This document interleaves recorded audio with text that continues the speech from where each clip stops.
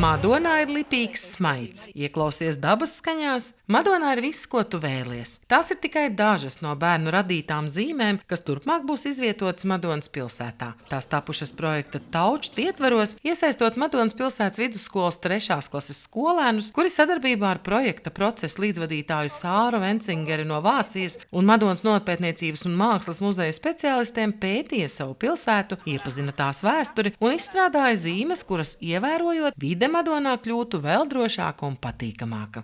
Daudzi cilvēki iet iegrimuši savās domās un nedzird, kas notiek apkārt.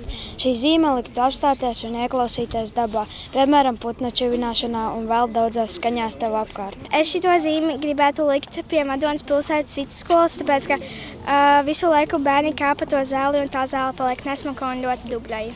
Tā, kad es ilgi nedzēru ūdeni, es biju slimnīcā, man sāpēja vēders. Dienā ir jādzer vismaz 2 litri ūdens, tāpēc es šo zīmi liktu te. Man ļoti patika šis projekts, jo man patika sadarboties ar visiem un man patika taisīt zīmes. Un es domāju, suņu parks, jo es zinu, ka Madonā nav tik daudz parki, kur vispār cilvēki un dzīvnieki spēlējas, tāpēc es domāju dzīvnieku parku. Līdztekus tam bērni pamana arī labo savā pilsētā un to īpaši akcentē. Es dzīvoju kādreiz bērnībā Rīgā, bet tad tur nebija neviena cilvēka, gandrīz kurš smaidīja.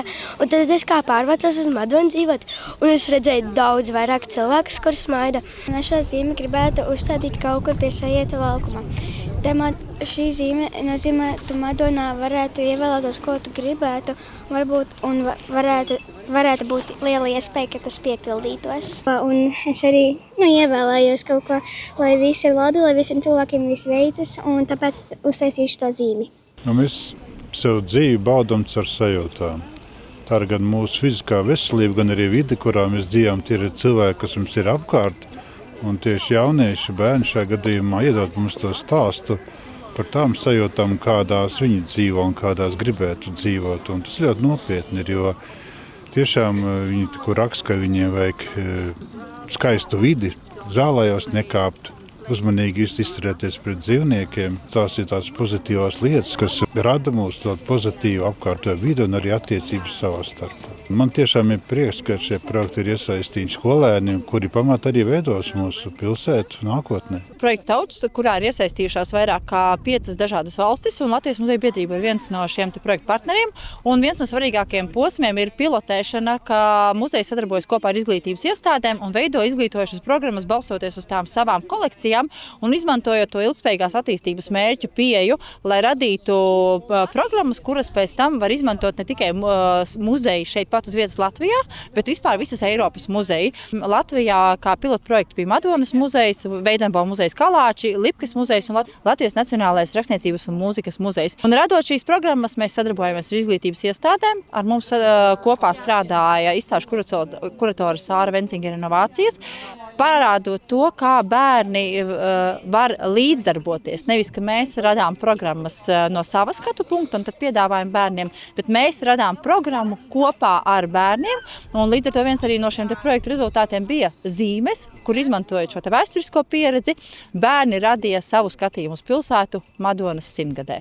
Kā uzsver Sāra Vencingere, lielākais projekta pienesums ir skolēnu aktīvā iesaiste, ieinteresētība, savas pilsētas izzināšana, kā arī šo zīmju izgatavošana, caur ko uzskatāmi tiek nodots vēstījums pieaugušajiem. Kas tad īsti jaunajai paudzei ir svarīgs pilsētvidē?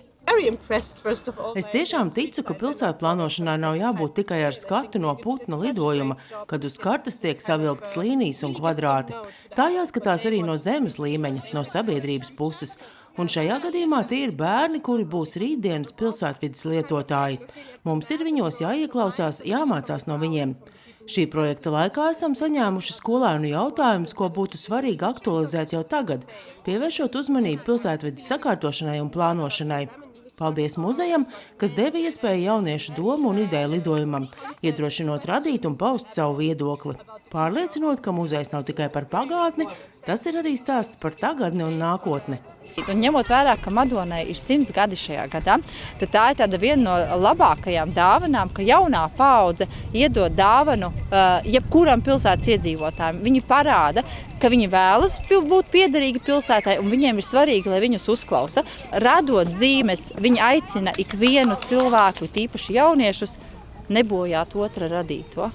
Arī tas viņiem ir svarīgi, ka mēs katrs esam līdzatbildīgi par to, kādā pilsētā dzīvojam, katrs, ko radām, katrs mēs viņu arī saglabājam, mēs viņu nepostam un mēs vēl ņemam vērā tomēr, kas uz tās zīmes rakstīts.